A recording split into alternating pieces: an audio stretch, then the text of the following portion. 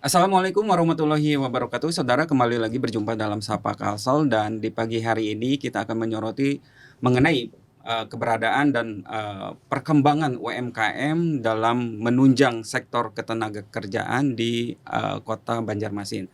Dan bersama kami sudah hadir Kepala Dinas Koperasi UMKM dan Ketenagakerjaan Kota Banjarmasin, Bapak Muhammad Isa Ansari. Assalamualaikum Bapak. Waalaikumsalam Sehat Pak ya? warahmatullahi wabarakatuh. Alhamdulillah Oke. sehat. Dan juga kami hadirkan pelaku usahanya dari sektor produksi fashion, boleh dikatakan demikian, Mas Rizky. Oke. Assalamualaikum Mas. Waalaikumsalam Pak. Sehat ya? Alhamdulillah harus selalu sehat. Harus sehat. Iya, Oke, saya ke Pak Kadis dulu. Pak Kadis, kalau misalkan kita berbicara tentang keberadaan dan pengembangan UMKM di Kota Banjarmasin, seperti apa sih Pak kondisinya sekarang ini? Terima kasih. Assalamualaikum warahmatullahi wabarakatuh. Waalaikumsalam. Waalaikumsalam. Pada kesempatan yang berbahagia ini, terima kasih atas waktu yang diberikan dan kesempatan di pagi hari ini kita bincang-bincang berkenaan dengan bagaimana pengembangan usaha mikro di Kota Banjarmasin UMKM selama ini. Dapat kami sampaikan bahwa kita ke latar belakang dulu Pak, bahwa program prioritas pemerintah Kota Banjarmasin selama 10 tahun ini itu sesuai dengan program yang dicanangkan, bahwa salah satunya adalah Dinas Koperasi mendapat program berkenaan dengan pengembangan usaha mikro, yaitu melahirkan wirausaha baru yang mandiri untuk mengembalikan Banjarmasin sebagai kota perdagangan dan jasa. Tentu hal ini menjadi tanggung jawab kita bersama, bahwa dengan penciptaan wirausaha baru yang melalui Dinas Koperasi Usaha Mikro akan menciptakan banyak hal berkenaan dengan pengurangan kemiskinan, kemudian penumbuhan ekonomi, dan juga kita berkeinginan untuk membuat wirausaha baru itu menjadi sebuah usaha yang naik kelas. Oke.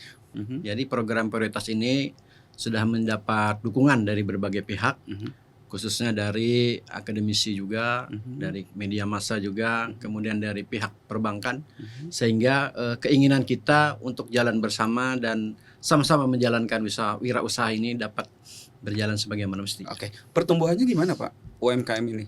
Apakah mendapatkan respon dari masyarakatnya atau bagaimana? Respon masyarakat luar biasa, karena kita dalam program prioritas ini itu setiap tahun menciptakan kisaran antara 500 sampai 600 wirausaha atau usaha mikro. Itu baru Pak? Yang baru, menciptakan. Iya. Menciptakan dengan cara mengadakan beberapa pelatihan-pelatihan seperti pembuatan kue, kemudian ada juga yang namanya menjahit. Nah, ini merupakan pelatihan-pelatihan yang kita berikan setiap tahun, karena pertumbuhannya juga cukup tinggi dan permintaan pasar terhadap tenaga kerja yang ikut dalam kegiatan seperti menjahit dan pembuatan kue itu termasuk yang cukup tinggi. Oke. Berarti bisa juga untuk menyerap tenaga kerja mungkin seperti itu. Betul. Sasaran yang lain adalah kita setidaknya memberikan kesempatan kerja kepada anak-anak kita atau adik-adik kita yang masuk dalam usia produktif. Oke. Berarti kalau misalkan dikategorikan tadi dijumlahkan 500 sampai 600. Itu per tahun atau per bulan, Pak? Per tahun. Per tahun ya, berarti seperti itu. Berarti ada kemudahan dong ada regulasi baru yang dikeluarkan oleh pemerintah Kota Banjarmasin berkaitan dengan UMKM ini. Iya, ada beberapa kegiatan-kegiatan. Kita juga menciptakan yang namanya lembaga inkubator. Sebagai lembaga intermediasi, kita menyebutnya sekolah wirausaha. Oh iya. Karena di sana semua pelajaran berkenan, baik itu manajerial, coaching, mentoring, kemudian dan lain sebagainya, itu dijadikan satu kurikulum sehingga para wirausaha yang baru yang kita ciptakan dapat mengerti. Bukan hanya istilahnya membuat kue saja, tetapi harus ada juga manajerial. Iya. Harus ada operasional. Target pasarnya apa? Kemana? Begitu. Administrasinya juga ada. Iya. Manajemen keuangannya juga seperti itu. Iya. Oke. Jadi lembaga ini memfungsikan sebagai lembaga yang mendidik bagi wirausaha baru supaya betul-betul bisa survive dalam perkembangan Usahanya berikutnya. Oke, berarti kalau begitu itu gratis dan setiap semua orang bisa masuk untuk sekolah itu. Ya betul. Mm-mm. Itu semuanya gratis, hanya punya syarat KTP Banjarmasin saja. Oke, ada Dan punya usahanya juga ada begitu? usaha. Oh Ya, iya. Oke.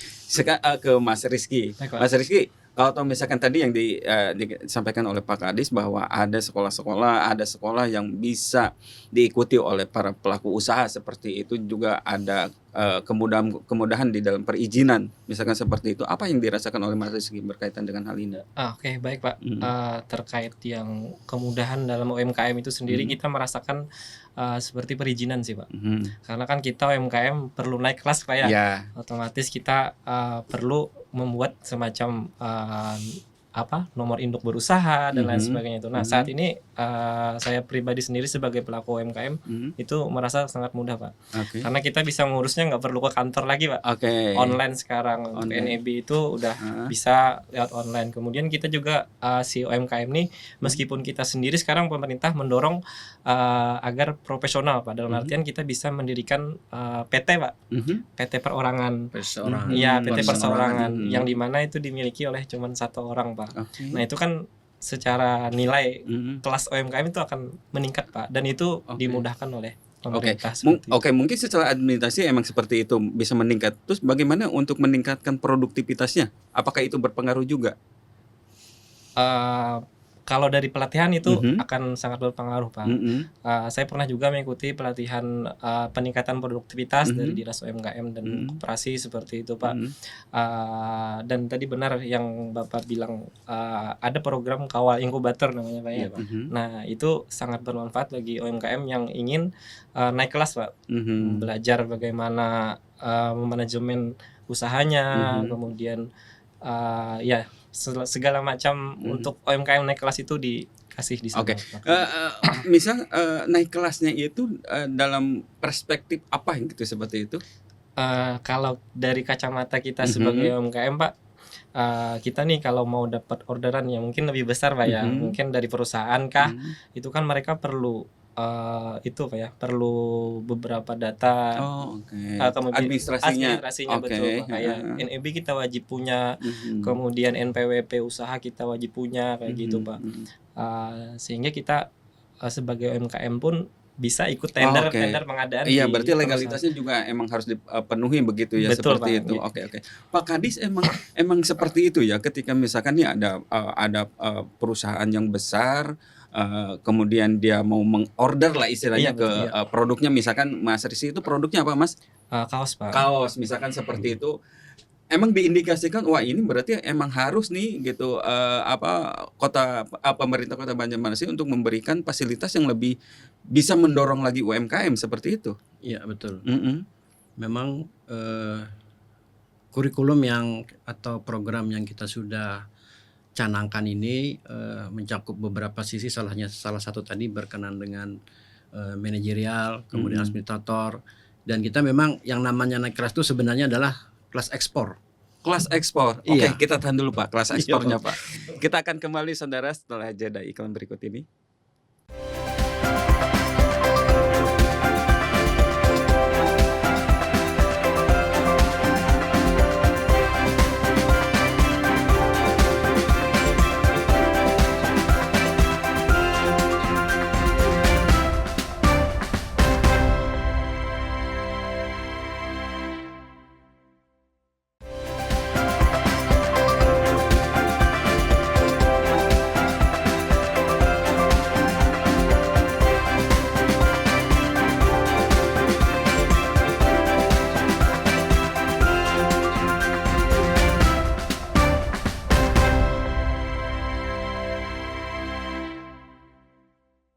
Terima kasih saudara, masih di Sapa Kalsel dan kita kembali lagi melanjutkan perbincangan di pagi hari ini.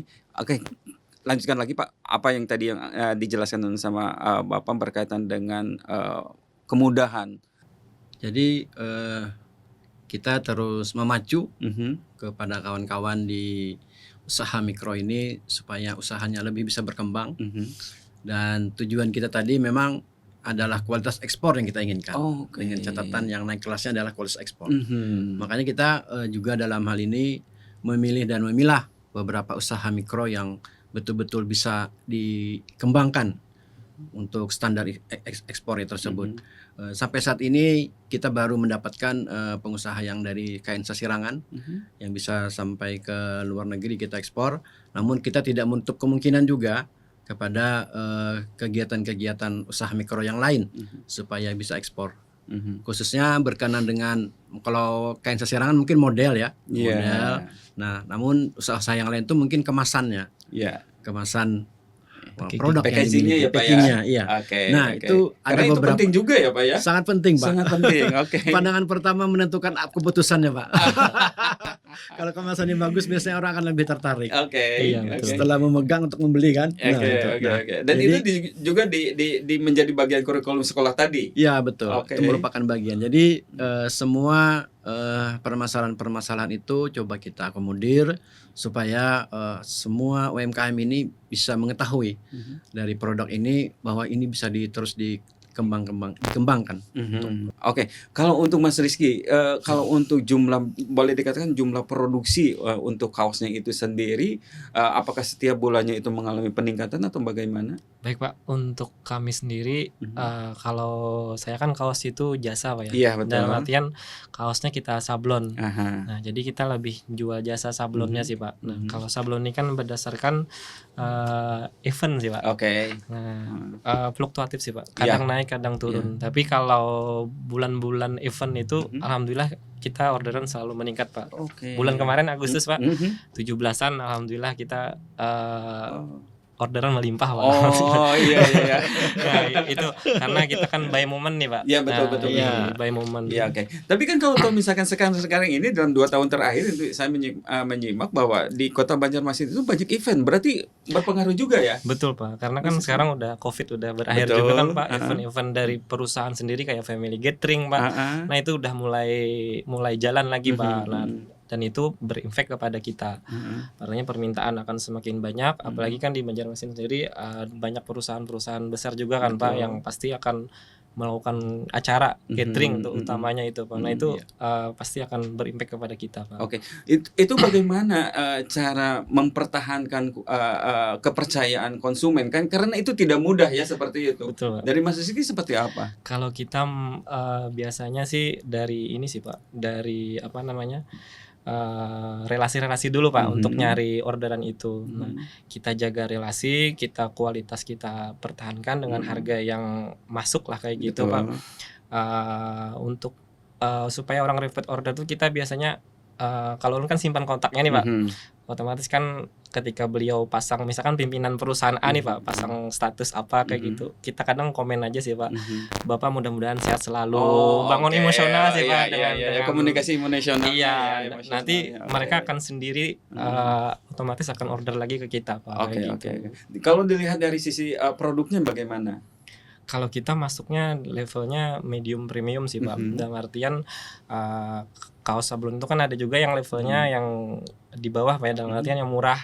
Apalagi kan ini pilkada nanti kan Pak banyak permintaan yang kaos yang budget low budget gitu. Nah, kalau kita yang medium budget sama premium budget, dalam artian dari segi kualitas kaos pun kita yang premium kayak gitu Pak. Oke, berarti by moment ya seperti itu, dan Betul. ketika itu momennya cukup menjadi magnet, itu akan menjadi ladang istilahnya menarik ini ya gitu ya, seperti itu. Oke, Pak Kadis, kalau misalkan ini bagaimana caranya untuk mempromosikan teman-teman UMKM apa istilahnya di Banjarmasin sehingga mereka itu bisa percaya gitu klien itu. Kan kalau tadi itu kan targetannya bahwa itu ada bisa menjadi ekspor ya seperti itu. Tuh bagaimana bisa menekankan klien bahwa bisa memberikan kepercayaan akhirnya seperti itu ke pelaku UMKM-nya seperti itu, bagaimana itu? Untuk yang hal demikian kita mencoba memberikan saran ataupun ide kepada kawan-kawan khususnya di pemerintahan. Pemerintahan kan biasanya memberikan fasilitasi Pak ya. Oke. Fasilitasi. Jadi kita mencoba mencari berbagai event. Jadi seperti yang disampaikan tadi, kalau banyak event banyak rezeki gitu ya. Apalagi di Banjarmasin ya. Jadi kita bekerja sama dengan beberapa kementerian juga di luar, dari Kementerian Dalam Negeri, Kementerian Koperasi dan lain sebagainya. Makanya di dalam suatu event yang diadakan oleh pemerintah pusat, kita memberi saran untuk ada kegiatan yang menghadirkan UMKM.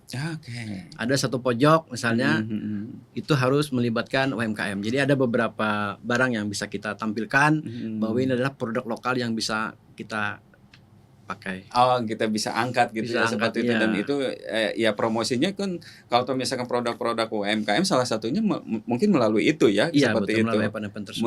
Melalui event. Nah, kalau tadi sempat Bapak mengatakan bahwa Banjarmasin adalah kota perdagangan dan jasa ya Pak ya, seperti itu, dan itu akan istilahnya menggairahkan seperti itu gitu ya. Perspektifnya untuk kedepannya seperti apa Pak? Kalau dengan UMKM semakin lama gitu, 500 atau 600 itu kan cukup besar juga ya Pak ya, kalau untuk di Banjarmasin seperti itu gitu. Kan pasti ada peningkatan persaingan Pak, seperti itu. Itu bagaimana Pak? Makanya kita memberikan edukasi juga bagi kawan-kawan semua bahwa bersatu itu lebih kuat. Bersatu itu akan kuat. Jadi beberapa jaringan mereka bentuk semacam jaringan itu agar terjalin komunikasi. Walaupun berbeda produk misalnya, yang kuliner dengan fashion gitu. Jadi karena ini biasanya saling berkaitan aja. Cuma karena biasanya komunikasinya belum jalan, jadi terputus. Tapi kalau ada yang komunikasi atau jaringan dengan kawan-kawan berlainan dari produk sampaikan itu biasanya ada terjalin satu kerjasama nanti. Berarti linknya juga bukan hanya sesama pelaku usaha kaos berarti ya Mas Rizky ya? Betul Pak. Berarti dengan kuliner, dengan bidang-bidang lain juga sama gitu ya? Kebetulan saya pribadi nih Pak juga ikut berkomunitas Pak. Jadi kita nambah jejaringnya juga dari komunitas itu dari Pak. komunitas. Jadi ada teman-teman FNB Pak ya. Kemudian ada yang ya segala macam profesi, bukan profesi ya, bidang usaha itu bergabung di suatu komunitas. Di Banjarmasin sendiri kan banyak Pak komunitas-komunitas, tinggal kita aja lagi mau bergabung kemana kayak gitu. Awalnya untuk mendirikan menjatuhkan pilihannya, udahlah saya mendingan juga usaha misalkan seperti itu, apa itu alasannya? Kita tahan dulu Mas Rizky. Kita akan kembali saudara setelah jeda iklan berikut ini.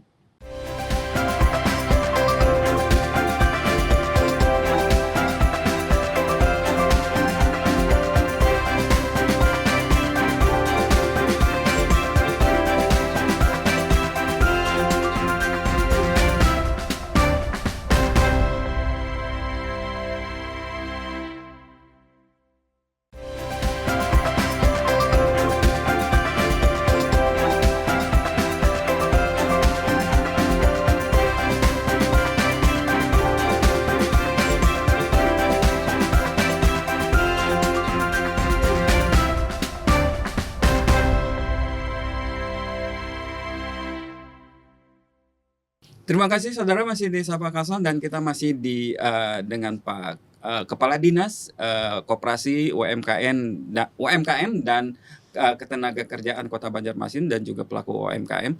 Mas Rizky tadi dikatakan bahwa awalnya untuk menjatuhkan pilihan itu seperti apa? Karena kan sulit ya untuk menjatuhkan pilihan itu ya. Antara bekerja di kantoran, antara bekerja menjadi PNS, mungkin seperti itu, dan sudah saya mau usaha aja gitu, seperti itu. Apa tuh? Mungkin bercerita sedikit Pak ya. Jadi awalnya memang saya ini pekerja juga Pak. Artinya pekerja kantoran di Banjarmasin ini. Saya kerja di startup sebelumnya. Nah, memang kita kan sebagai laki-laki nih pribadi sukanya kan kaos-kaos ya Pak. Kalau saya pribadi kan dulu tuh sukanya kaos yang polos-polos nih Pak. Kaos yang oblong, polos. Kemudian untuk bekerja kan di dunia sektor industri startup itu kan untuk pakaiannya kan bebas nih Pak. Dalam artian tidak ada pakaian khusus untuk bekerja. Jadi seiring berjalan waktu saya coba nih Pak, awal-awal tuh posting di status WA aja Pak untuk kaos-kaos dulu kayak gitu. Berjalan waktu ada permintaan nih, ternyata ada juga nih yang minat dengan, artinya satu selera dengan saya nih. Nah, terus berkembang waktu karena saya punya teman-teman di perusahaan lain juga, lalu ada permintaan, Mas bisa nggak sablon? Nah, akhirnya artinya nih ada prospek Ada nih, peluang. ada peluang. Ada peluang. Artinya nih satu perusahaan aja yang minta, apalagi di Banjarmasin sendiri banyak perusahaan, artinya banyak peluang yang bisa Iya, kita betul. tangkap. Nah dari itu, kenapa nggak saya sediakan juga jasa sablonnya sekalian, daripada jual kaosnya doang kan Oke. marginnya tipis kan Pak Iya, ya. Mending kita up di jasanya, Oke. dan omset kita juga pun akan lebih meningkat. Awalnya berapa pekerja yang dilibatkan? Awal sama sekali itu 1 orang aja Pak. 1 orang. Oke. Bantu di bidang desain Pak, karena kan Oke. saya nggak bisa desain Pak. Kalau sablon kan harus ada yang bisa Oke. bantu desain gitu Pak. Berkembang waktu, kewalahan nih penerima orderan, perlu admin. Oke. Jadi nambah 1 admin, jadi 3 nih Pak. Dan alhamdulillah sekarang udah ada 8 Pak. Dari 1 jadi 8 ya, Betul, seperti itu ya. Pak. Bagaimana kacamata dari Pak Kadis melihat dari potensi UMKM bisa menyerap ketenaga kerjaan di Banjarmasin seperti itu? Nah, memang tujuan akhir yang ingin kita Oke. tuju itu adalah hal yang seperti demikian. Usaha bisa lebih berkembang dan lebih banyak lagi yang menyukai daripada kegiatan-kegiatan seperti ini. Ini ada satu sisi yang sudah alhamdulillah bisa berkembang. Mudahan lagi ada sisi lain yang bisa kita kembangkan sehingga usaha-usaha yang di Kota Banjarmasin, apalagi Banjarmasin kan sebagai kota perdagangan dan jasa, itu bisa lebih banyak lagi yang mengetahui hal-hal seperti itu. Iya. Kalau misalkan ini semakin menjamur kan berarti otomatis persaingan itu juga semakin ketat. Betul, seperti Pak. itu. Berarti dari sisi kualitas juga ditingkatkan seperti itu. Dan jangan lupa permainan harga juga ini penting loh seperti itu. Itu bagaimana dari kacamata Mas Rizky berkaitan dengan hal itu? Selain meningkatkan, kita udah kalau sudah sampai di level yang bagus, kita harus pertahankan kan itu Pak. Nah mempertahankan kita sendiri pun harus melatih si pegawai kita sih Pak. Jadi untuk mempertahankan itu ya cukup berat sih Pak. Cuman kita harus tetap semangat dengan tujuan itu kita bisa bertahan sampai saat ini kayak gitu Pak. Oke. Kalau ke Pak Kadis sendiri Pak, kan potensinya juga semakin besar seperti itu. Apalagi terobosan apalagi yang akan dilakukan oleh dari pemerintah seperti itu?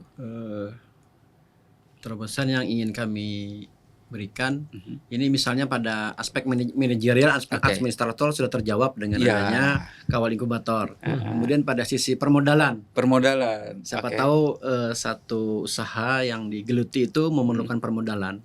Jadi kita di pemerintah daerah mencoba memfasilitasi seandainya ada berkenan masalah permodalan, pengembangan usaha ini dapat terus berlanjut. Makanya kita bekerja sama dengan Bank Kalimantan Selatan menelurkan namanya program Bahuma Pak. Usaha tanpa bunga. Usaha tanpa bunga. Oke, seperti itu. Usahanya dibantu, kemudian bunganya juga dibantu. Oke. Dari Bank Kasel sendiri yang membantu untuk administrasi ataupun bunganya. Jadi kita dari pemerintah daerah hanya menyediakan usaha-usaha mikro yang baru kita ciptakan. Seandainya di dalam perkembangannya memerlukan modal, kita akan memberikan saran ataupun memberikan arahan bahwa bisa mempergunakan namanya Bahuma dengan sistem KUR. Oke. Biasanya kan kalau misalkan nih pemula mau membuka usaha, dia selalu menghitung ini rugi nggak ya, ini untung nggak ya, gitu seperti itu. Karena kan berkaitan dengan modal ya seperti itu ya, gitu seperti itu. Tapi kalau misalkan dengan tadi ada keringanan bunga seperti itu, dari Mas Rizky, apa yang sempat ada pertimbangan seperti itu nggak? Ini saya kalau misalkan saya menjatuhkan untung usaha, rugi nggak sih? Untung nggak sih gitu seperti itu? Betul Pak, pasti di awal untuk memutuskan terjun itu pasti penuh pertimbangan Pak. Apalagi yang kita biasa nerima gaji bulanan Pak ya, tiba-tiba bulan depan nggak ada yang diterima, itu pasti pilihan yang luar biasa Pak. Program seperti ini menurut saya sangat membantu Pak. Apalagi kan untuk pemula ya Pak ya, pasti memerlukan modal. Dan alhamdulillahnya dari pemerintah sendiri membantu. Ada program yang tanpa bunga kayak gitu. Tapi Mas Rizky pernah masih belum. Belum ya, karena modalnya udah masih cukup ya. Masih cukup. Tapi ada syaratnya sih Pak, kalau misalkan nih ada pelaku usaha untuk meminjam modal seperti itu yang tadi diprogramkan itu, apakah ada syaratnya seperti apa? Iya. Pertama saya sampaikan bahwa Bahuma itu untuk para wirausaha yang baru, kemudian setidak-tidaknya punya KTP Banjarmasin. Mhm. Itu syarat Itu yang penting ya? penting. Penting. Iya, penting. Wajib. Wajib ya. Kemudian mungkin sebelumnya belum pernah menerima fasilitas KUR tadi. Oh, oke. Iya. Ada batasan modalnya Pak? Berapa pinjamannya yang maksimal begitu atau minimalnya? Tergantung kesepakatan, Pak. Tergantung Tapi kesepakatannya. ada syarat yang ingin kita sampaikan bahwa Mhm. itu bisa sampai 50 juta, Pak. Bisa 50 juta. Mungkin juga bisa konfrontir gitu kan, usahanya apa. Iya, betul. Begitu ya, Betul, seperti itu. Dan berarti itu khusus yang baru begitu ya. Kalau yang lama juga bisa juga sih, Pak. Oh, yang lama Kalau juga memang bisa memerlukan ya. modal. Iya. Untuk pengembangan Untuk kan pengembangan, seperti itu. betul. Kalau misalkan nggak disuntik Iya. lagi kan ya Eh, agak menipis ya Iya. seperti itu. Oke. Mungkin harapan Mas Riki berkaitan dengan pengembangan usaha UMKM di Kota Banjarmasin seperti apa? Nggih, untuk ulun pribadi program yang sudah dijalankan ini udah lumayan membantu, Pak. Mhm. Mungkin lebih kepada Lebih banyak event lagi. iya. Betul. Iya. Saat ini kan Femko juga ulang tahun kan, Pak. Iya, Nah, itu iya, juga iya, event oke. yang ada impact lah ke kita juga, ada Oke. cipratan. Ada cipratan. Ada cipratan. Kemudian beberapa event dari dinas juga seperti kayak pemilihan putra-putri Iya. gitu kan, Pak. Iya. Itu juga salah satu bentuk kegiatan dari pemerintah yang untuk membantu meningkatkan UMKM seperti itu, Pak. Harapannya mungkin lebih banyak event. Lebih banyak event lagi ya. Iya, dan kita yang diundang juga, Pak. Oke. Untuk Pak Kades bagaimana nih untuk meningkatkan semangat sedikit saja, meningkatkan semangat pada istilahnya anak-anak muda. Jadi jangan takut untuk berusaha, silakan sedikit saja. Mari kita berusaha Mhm. dengan membuat satu usaha yang kita sukai dulu. Mhm. Usaha yang kita sukai sehingga kita bisa mencintai usaha tersebut. Oke, terima kasih Pak Kades. Sama-sama. Iya, terima kasih Mas Rizky. Sama-sama. Demikian saudara, Sapa Kalsel di pagi hari ini, kita akan kembali di episode berikutnya. Sampai jumpa.